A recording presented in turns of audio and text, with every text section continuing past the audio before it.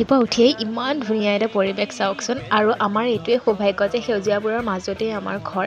পিছে এয়া স্কুললৈ গৈ থাকোঁতে চাওকচোন মাজবাটতে এয়া কি দেখিলোঁ, ইমান ধুনীয়াকৈ এজাৰ ফুল ফুলি আছে।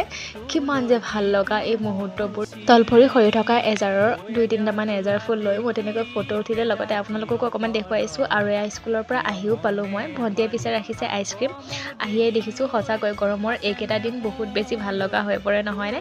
আইচক্ৰীমকেইটাও খাই বহুত ভাল লাগিলে। আমি গোটেইকেইজনী তেনেকৈ খালোঁ আৰু আইচক্ৰীম খালোঁ বাৰু। পিছে আৰু এটা কথা কওঁ ৰ'ব, কাঞ্চন বৰুৱাৰ অসীমত যাৰ হেৰাল সীমা, এই কিতাপখন কোনে কোনে পঢ়িছে বাৰু জনাবচোন। আৰু যোনে যোনে পঢ়িছে বোধহয় এই কিতাপখনৰ পঢ়াৰ মহত্বটো জানে, কিমান বেছি ভাল লাগে এই কিতাপখন পঢ়ি নহয়নে বাৰু।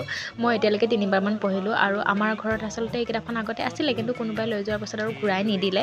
সেয়েহে ভণ্টিহঁতে যিহেতু পঢ়া নাই, আকৌ পুনৰ অৰ্ডাৰ কৰিছে। এতিয়া মই আকৌ এবাৰ ষ্টাৰ্ট কৰিবলৈ লৈছোঁ আৰু এই পৰিৱেশটো চাওকচোন, ইমান বেছি ধুনীয়া। পিছে যোনে যোনে পঢ়া নাই পঢ়ি চাব, বহুত বেছি ভাল কিতাপ হয়।